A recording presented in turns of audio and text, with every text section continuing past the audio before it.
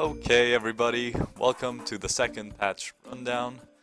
And Comtos has deemed it important that they buff all of those things that us in the community whine about. Uh, so if you guys are saying that Comtos doesn't listen to you, this patch is one of the patches that really proves you wrong. So yeah, let's take it from the top. Hell, ladies. Water, Wind, and Dark got changes. The first one is the water one, which a lot of people have, and she has been considered kind of meh. Now she destroys the enemy's max HP by 30% of the damage dealt, so it is indeed an eternal scar. I'm not sure this is amazing, but it does limit healing, so I can imagine Beth will be very good against, I don't know, Kumar now, for example. You can take her against something like that. You can take her against the Pheromos Verdahau Bella combo a lot as well, I guess. You could take it before, but now those Bella heals will be less pesky. Since they heal, that means like what this means, that there's this huge destroy, what that means, it means that every time you have heals that are based on the target's HP, like Bella's, not like Tsusune's. Actually, yes, like Tsusune's, the Fallen Blossoms part. So Tsusune cannot Fallen Blossom something that has been targeted by Eternal Scar up to max, because it doesn't have a max, it will be up to 70%. I assume, I hope that's how it works. As far as Bella's is concerned, yeah, the target will have 30% less HP, so it will definitely heal less. So that's what that means. I guess Destroyer is not that bad on her now, but I would still go with Will, Blade. Will would probably be my go-to. Nothing else on the second or the first skill. The Wind one. The Wind one, I don't get it. Like, someone will have to get back to me if that works. Because the Wind one has a great modifier, like multiplier on the third skill. Like, if she targets someone at 30% HP, the target is probably going to die. So, I'm pretty sure a nuker like her can do 30% HP. Like, does it mean that if you hit the monster at 100 and you take it down to 30 and below, then it gets a guaranteed stun? If that's the case, then that's awesome. It's indeed a capture, right? It's very good if that happens. If it doesn't, I don't see the point of this. I think it's the second one, because yeah, it doesn't make sense if it's not. The second part, the part where you hit them from 100% to 30, and if you get them down to 30, you stun them. That makes sense, and it's actually pretty good to lock down Theo, for example. It's amazing to lock down Theo. The Dark one actually just got much better for AD. Now it makes revived allies invincible. They still can get stunned, etc, etc. But the Kraka Praha combo that a lot of people use in AD and Guardian actually just got much better. Yeah, Theo as well. Kraka with Theo just got much better. We're not gonna take all the implications here. Just the obvious parts. All three are buffs. I really like the Dark one. The change in the Dark one. The Wind one, it's actually good if it's as we said, if it happens the way we said it. Now, loads of Serpent changes, not all of them good in my opinion, but the Wind Serpent is actually amazing. You see here the Serpents, they just got a nice buff on the first attack, like some damage increase and more chances to remove beneficial effects. Always a good thing. The Wind one actually, since it's a huge HP monster, now it does damage proportionate to HP, so its damage increased from there. The problem is, as you will see later, the second skill that did huge damage depending on max HP again, now it does AoE, so the damage will have decreased a lot. But it's still, they increased one skill, decreased the other, sort of works out, and it still has that amazing passive. So I actually would recommend a lot of you building, if you're having trouble with Pernas especially, build that Ermeda. She's actually really good now. Water and Fire just got their, I think that's their third skills. Those are their third skills. Yeah, just 100% activation on the Provoke, on the Fire one. That might be a bit annoying in TOA. Reduced cooldown will definitely be annoying in TOA. That stage 95 will be now with the Serpents and the Bernards. Less cooldown on the third, that decreases the attack bar. The wind one we talked about, the dark one, Dark Blast, the skill now will target all enemies. Yeah, it's similar to the, you know, the skill that the wind one has. It just does AoE now. Might as well hurt you a little bit in TOA, but I think it's actually better if they do it AoE and do less damage in TOA, I guess. The light one got the Fire Monkey King buff. Now it's 10 times. That will definitely hurt a bit in TOA. But you can CC them and it's okay. The dark one, this is the one that will get annoying a lot, very annoying in TOA, because now it has 100% activation rate, so it's essentially an AoE defense break, which is very good for PvP. If you don't have Galleon, is a very good choice for you. 100% activation, 3-star, easy to rune up, to skill up, 100% activation chance, and continuous damage, which is always nice. It also does damage, which may or may not be good, because it will proc Nemesis because it has max HP damage, which is pretty nice. I like this. I like the Dark Serpent is actually a very good choice for PvP now. It will be a pain in TOA though. That floor with the three light elementals and the 2 dark ones in the 90s somewhere, it will hurt. That one will be a bitch to go through. But they gave us another AoE defense breaker that actually does pretty decent AoE damage. A very good alternative to Galleon in my opinion for you guys that don't have one. I don't think it has an SD, but it's a 3-star. Maybe some of you have it. Hope you do. And yeah, good luck with it. The Samurais, the Sword of the Supreme Sky Wolf. It got a buff. It got a 12% damage buff, which is always nice. Though the Samurais that were mostly used for the third skill. The third skills that are good. Like the light or the dark one. But now it generates a shield. It's not bad, you know. You're more protected until the next turn. You know, when you can use it, or unless you proc a violent, which you didn't need the shield anyway. I'm not sure this is like that great. I like the damage increase though. That skill sorely needed it. 12% might not be enough as well. I would like some more. Beast Hunter buffs. Let's start with auto attack. Now it just destroys. They've put destroy into a lot of monsters. Now the destroy targets max HP. Yeah, who cares? We have to see if that works on bosses in the future. Because the destroy rune set doesn't work on bosses, I assume this will not work on bosses as well. But we'll have to see. It doesn't say anything, so someone should test that. I do not volunteer. Beast Hunter, Water, Wind, and Dark. That's the second skill, I think. Damage increased by 10%. Okay, good for you. Now they destroy more HP with critical hits, so you ruin them crit. Still, they have like the Beast Hunters in general. Besides the Fire one, that is very good because he's fusion food. The rest are very underwhelming stats-wise. So, unless we see a change there, I'm not very confident about them. The Fire and the Light one now, they silence the target right here. 75% chance to 100% chance, good for you. Nobody used them anyway. Fire Beast Hunter Hawk's Eye. Its attack fails to ignore defense. The next attack will have 5% increased chance to ignore the target's defense. You see, that's what they should do with Lucian's skill, the third skill. They make it a chance, and then if it doesn't, increase the chance or something. That might help. I don't know. So something like that is what they should do to Lucian. So now he's. I will not be surprised if I see YouTubers build this. It promises to be a fun RNG monster like Katarina or Ralph. We'll see.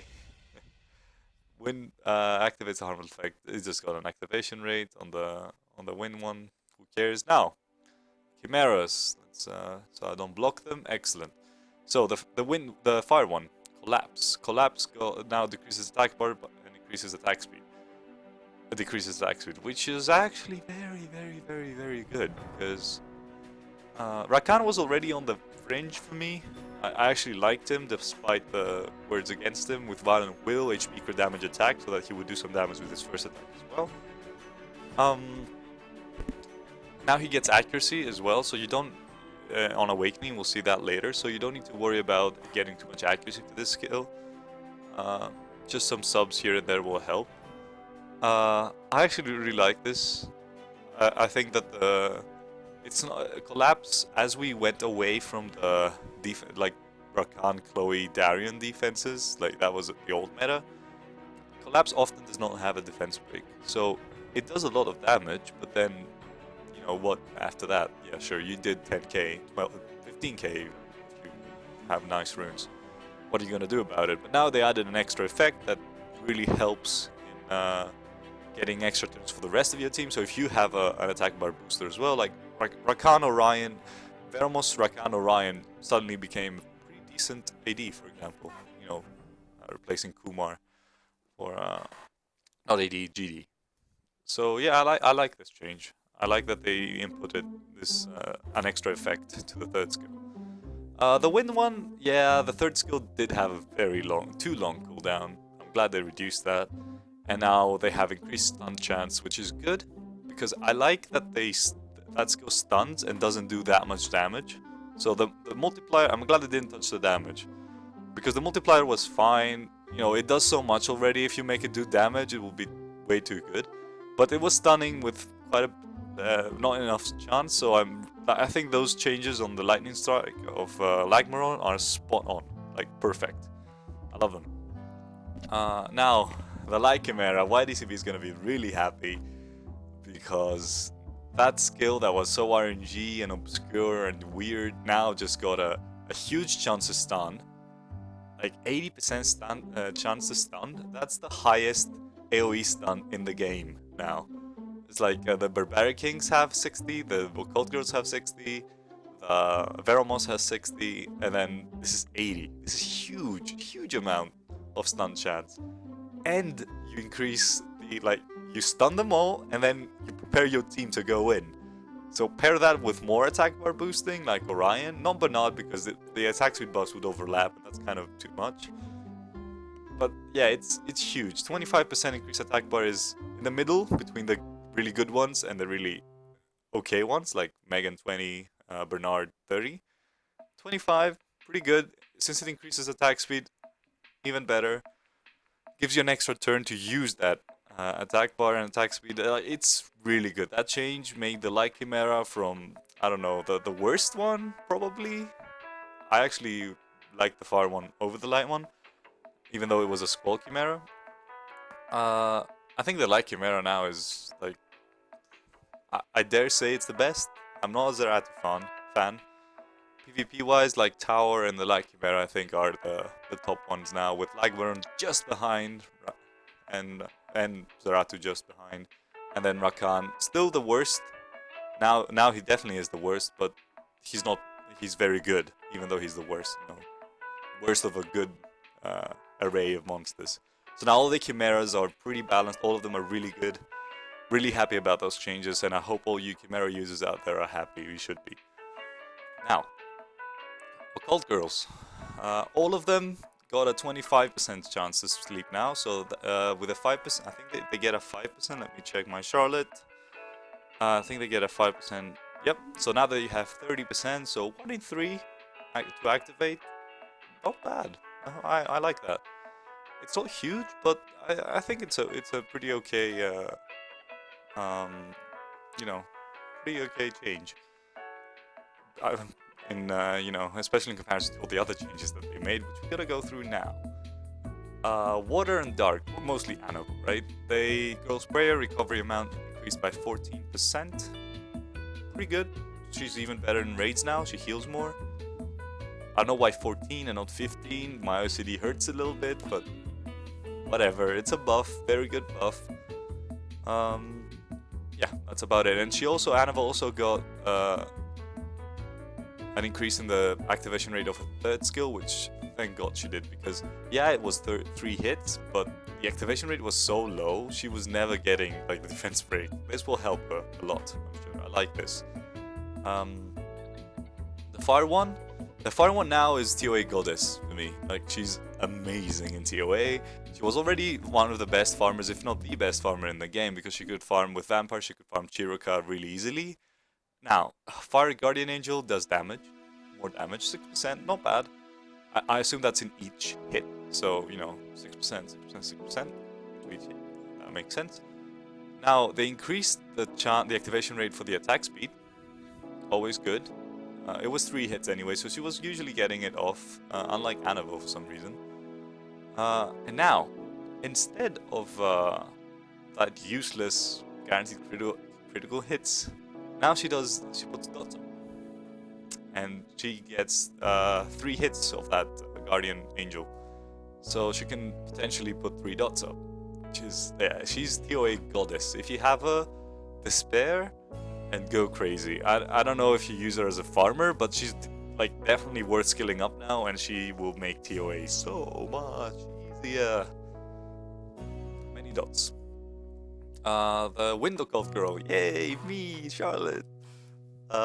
She got a damage buff and increased glancing chance, which is nice, but this is what I'm really happy about. The attack bar reduction got better, so fuck you, Nemesis runes. Yeah, the damage increased proportionately, but 50% extra attack bar reduction is better than 6% increase in damage, I'm sure. So now Nemesis will be even worse against my team. Yay.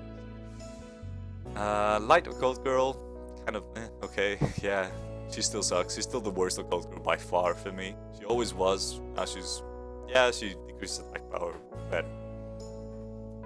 She's good in TOA, let's give her that. Now, with increased sleep chance and a stun, like one of the highest activation stuns in the game, and attack bar reduction, she's actually pretty good for TOA, but I still don't like her. I don't know, what can I say? The Dark Occult girl, as always, she's already very good. Now she does even more damage with the third skill, which that's a pretty huge boost actually, 11%, that's pretty big.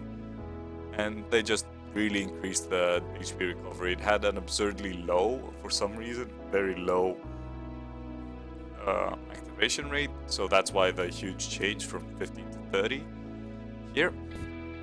And yeah, that's about it. I like all the changes for the Occult girls. I think they hit it right where they needed it. Like the seconds, I love that it didn't touch the second skills. The stun is perfect. It didn't any change. They had buffed it in the past. They had reduced the cooldown of it in the past, and that was fine. Yeah, so far I'm really liking this patch. It hasn't reworked anything into weirdness like they did with Chow, for example. But they have steadily increased the viability and usability of these monsters. I guess viability and usability go together, but yeah, whatever. English. Living armor buffs. Copper fans rejoice. They didn't change anything to Copper, obviously. Just the first attack. Decrease the attack speed of the target for 2 turns if the target's on the defense reduction effects. Now, why that is good? Because often I know that Copper doesn't need a defense break, but now they add more. Like what people don't realize is that there's more to Copper than Thunderstrike. You need to spin the one that defense breaks. That actually helps. You gotta know when to do that, and especially if you don't use a very reliable defense buffer, or you get defense stripped by an Eladriel or Veladriel or something. So it actually increases the flexibility of playing with Copper in Guild Wars, I guess. Like AO is too slow with him. In AO as well, obviously, because you can bring a defense break there. But let's talk Guild Wars and Copper. That really helps him. It stuns. If it already stuns, so if it also decreases attack speed, that is, it will be in the stun longer, so you will have more chances to, you know, play around. So yeah, I like this. I like that they added this without removing something else. Really nice. The light and dark one got changes on, I think those are their third skills. They did a lot of they did a lot of changes on that one. The light one is a single target, not nuker, a single target hitter now, I guess, with the third skill. I don't know about it. I'll have to test it. I have a light one and a dark one. I might build them for this. I don't know. People have built them, so I guess they will test and we'll get back to it. They increase the activation rate and the cooldown, so I guess it's more of a defense-based nuker now. But I think the ignore defense people are just a bad like Copper Bulldozer, etc, etc. Dark one, again, third skill got changed. Now it just does only according to damage, only according to defense. Which I assumed, like, if it did 20% from attack power and like 50% from attack power, 50% from defense, now it's up 100% reliable, or 90 as all skills already are, because attack buff does change damage whatever you do.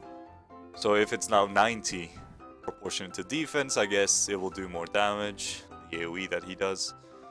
I don't know, he might be okay for... I don't like the dark one. I like the light one more, but yeah. Now I don't know if I like the light one either.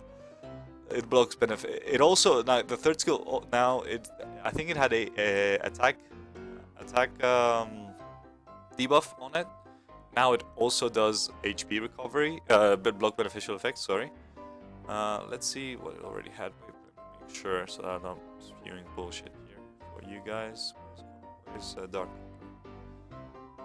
copper? There you are. Yep, attack bar reduction. I knew it, and now it just it also does block beneficial effects. I'm not sure how useful that is. Maybe in some stages in TOA with Chloe's and stuff like that, it will be useful. I can see this guy being very helpful for you to tank the Acroma floor, like Acroma Chloe. If he does this third skill now and blocks beneficial effects, so the Chloes don't get invincibility and immunity, it might actually help you beat it, you know, because it will, and you can also ruin him like defense, so the Acroma will just tickle him, like, eh, don't do any damage to you. So yeah, that's one use I guess you can find with the dark one now. Now, Monkey Kings, they got buffed, and especially the water one. Unfortunately, I don't have a recording where I called it. I have said it on stream that I'm pretty sure the Water Monkey King is on queue for a buff, and here it is. Okay, this change, as simple as it seems, the all or nothing change is huge. Now he is 100% activation rate on the attack bar reduction. He's a very dedicated attack bar reductionist, which is very, very, very, very good in Guild Wars, and might actually be good in Arena as well. You know, use him as a nuker slash disruptor with his stun and attack bar reduction. His kit makes more sense now that he's more reliable on his attack bar reduction. You'll see what other changes he got. Some stat changes, which is very key, but we'll see them later. Now the light and the light one just got an increased activation rate on his sleep, which is 80% now. Okay, not that many people have him anyway, but it's just a 5% increase. The more interesting one is the dark one, that now he has guaranteed defense reduction, so guaranteed defense break, which is awesome. And now it also stuns. So if you have a dark one, he might actually be a very good choice for AO. Definitely for Geo. He will be very good for guild offense. Maybe guild defense, you might be able to figure something out with him. Now the dark brownie magician. I don't understand what that means. Removes the I have one at 6-star actually, and now they remove the harmful effect 75% chance. I guess he always removed them. He just didn't sleep But I guess now with a 100% activation rate, he will always sleep, but he's still bad. I mean, his kit still doesn't make sense. I don't like this buff. I don't see... if they did this and something else, maybe, but he still doesn't make sense. I don't like him. I don't like Corona. I don't like the beer or the or the monster. Now Minotaur buffs. Yeah, okay. So now the guaranteed provoke if you land critical. Okay. Additional effect recovers 20% after attacking. So the water, the wind, and the dark one now are poor man's chow, I guess, as well. I like this one, the Firelight. They decrease the enemy's attack bar. I always like decreasing attack bar. The thing with the Minotaurs is that they don't make much sense stat-wise as well. They have fixed them over the past few times, but there's just better monsters for all of everything that they do. So what is really good, what I really like about the guaranteed provoke is that they will be excellent for Seara floor, for TOA. You build them with, I don't know, speed, crit rate, HP. You don't care about the damage. You bring them there to keep that Seara provoked forever. Because that's all the problem, right? That's where people have trouble with that floor. And too many other floors, like the Dark Pioneer, also could be an example of this. Like floors where provoke is very useful in TOA. Here's another choice for it. If you don't have a Mon, don't build Talc, please, and you don't have Basalt. So the far one gotta change it. I don't know which skill that is. Removes 2 beneficial effects, removes all beneficial effects. Okay, that's still single target, so you pretty much gotta seize. Okay, good for you. The Fire Succubus. Why'd they have to do that? Now she'll do that thing, the third skill more, and annoy us more in TOA. Oh well. Oh well. So I chanced upon this, like, because it's the only Cobalt Bomber change, I almost missed this, but I'm really happy this makes Tauros very good against Theo. It increases the... Oh no, no, never mind. That's not how it works, is it? You have to put it on cooldown first, and then it will just cool down for more turns. I don't know. If it works like I thought at the beginning, which is why I was a bit excited for this, which it doesn't, because I've seen YDCP use them and it doesn't work like that. Oh well. Passive skills.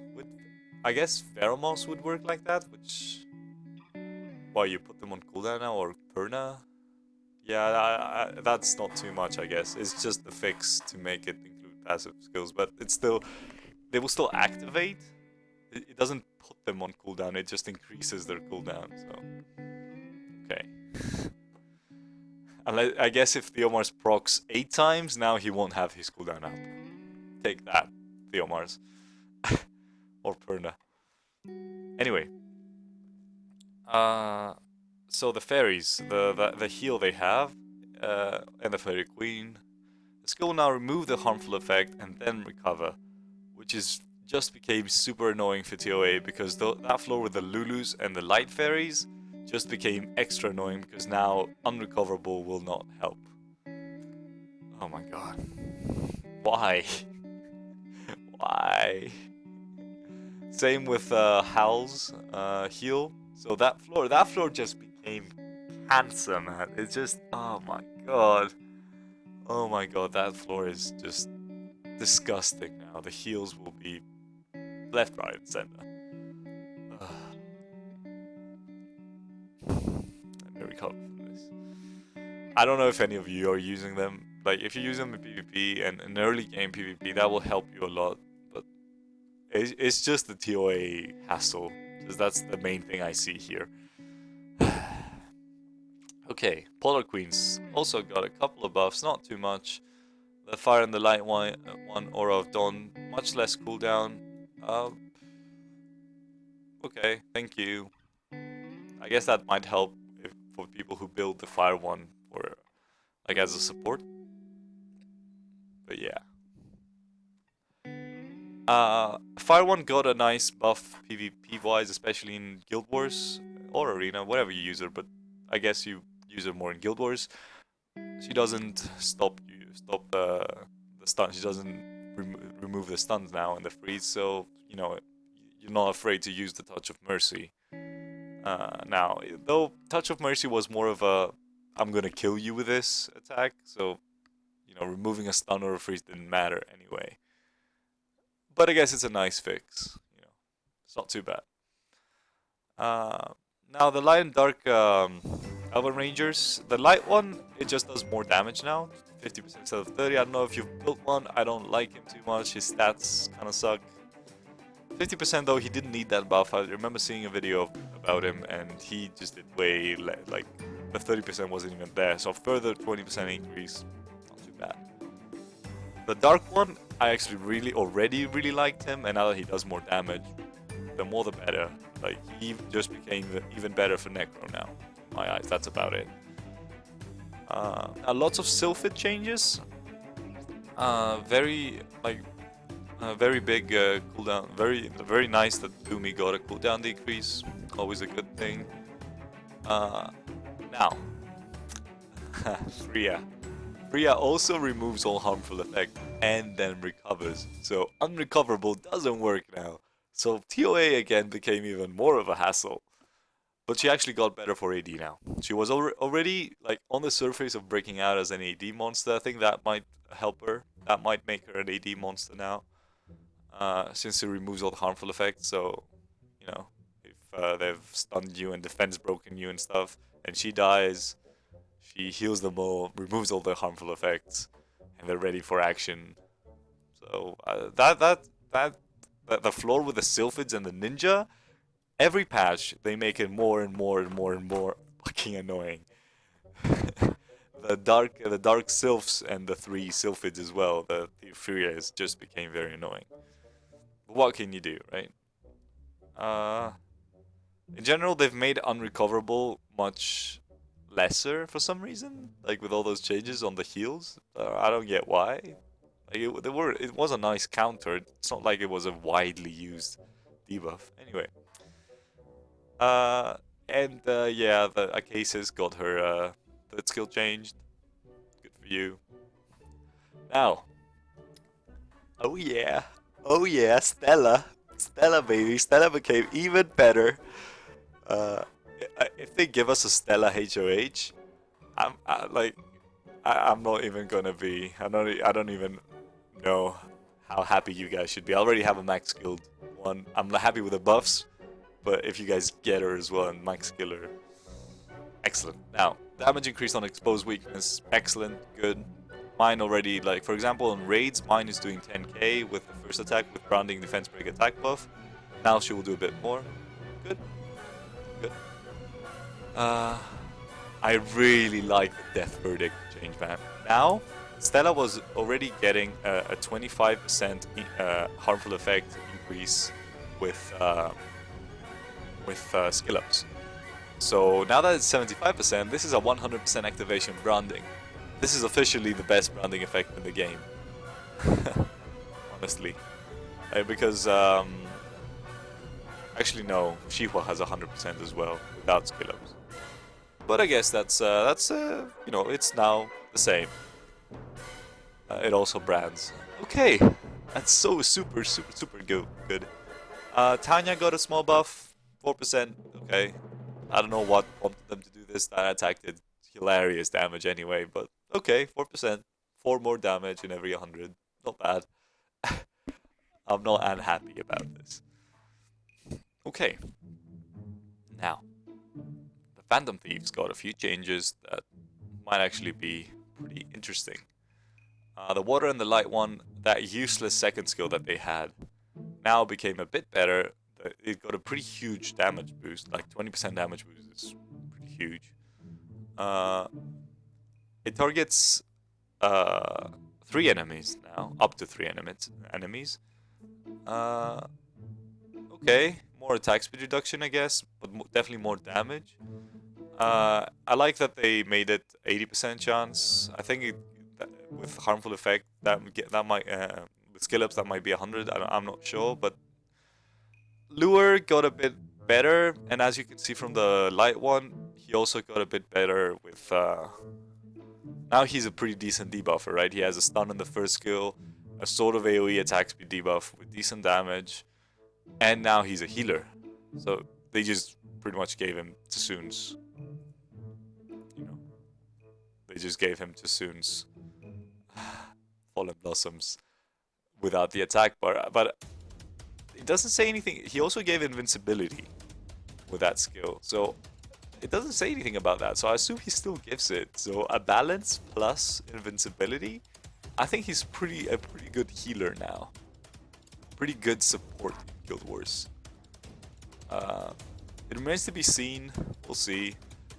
Water, yeah, you see like a small cooldown change in the crime alert. It was a skill that you only used once anyway, so it doesn't really matter. Now, this one I have a max skilled one, Dark one, the Dark Phantom Thief. He needed like 50% crit rate to have 100% with his second skill. Now he needs 70, I guess, since he lost his 20, but he will do hell of a lot of damage with that crit damage boost from his passive. And they didn't take away the less, you know, the crit reduction that he had, the crit rate reduction that he had. Same as DS, like 50% less chance to crit. The AI improvements, I was hoping for a Spectra change here. They just fixed the predict future, etc. Like the Light Phoenix, I don't know if you use them. Okay, now he removes smartly. I guess he only uses. But the problem is now he will only use his third skill when there's buffs. Okay, but the third skill is new. I don't know if anybody used it. I don't know if this will be good. Soha. Okay. That's like Soha was already bad for dungeons, so I don't know why. The Oracle though. Those of you, you guys that are using Braha and Juno, especially Braha, just got very good for dragons for starters. So if you're a starter that has Braha just got really good at dragons. Really, really, really good. Because the problem was that she would use Predict the Future and then just do nothing with it. Now she will use her first skill more, which will give her more turns because the dragon's fire. So that's at least 30% crit on him.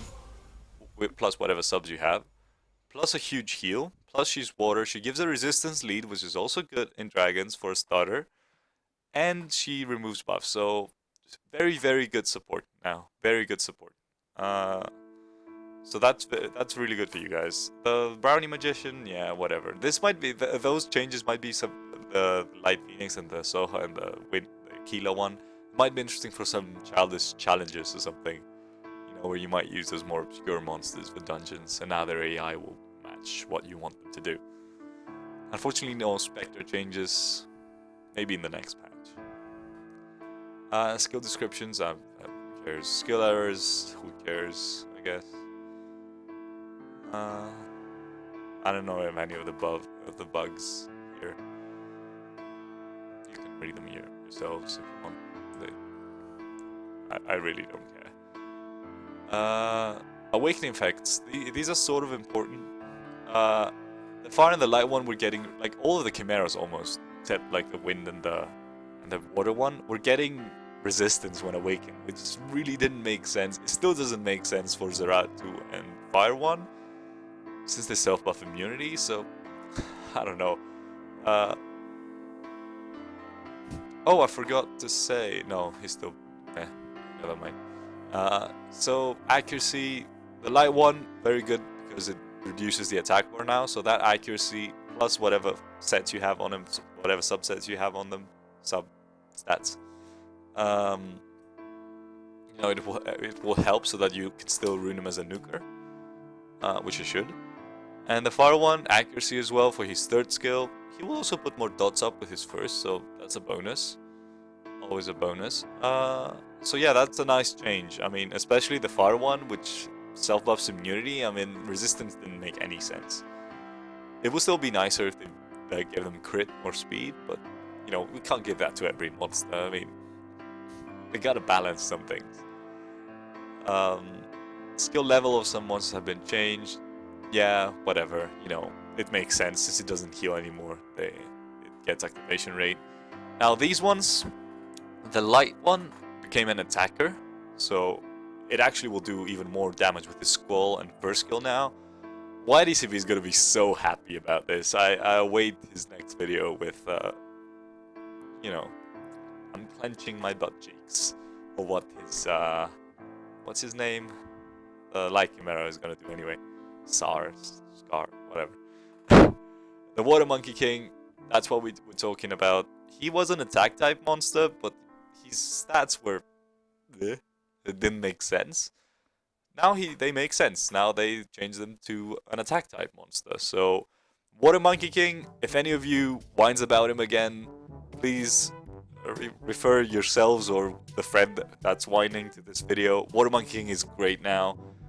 He's a very, very, very good disruptor, and with a very good nuke on his third skill, and self-sustain. Like he puts invincibility and immunity on himself. What more do you want? And he stuns, and he 100% activation reduces attack bar. I think he's worthy of Devilmont now, finally. He will do damage with all his attacks. Yeah, I'm really happy with the Water Monkey King. You should be too. And you should come to us for this. That's it for the changes. I hope this video was helpful to you. Yeah, have a nice day, guys. Enjoy your buffed monsters.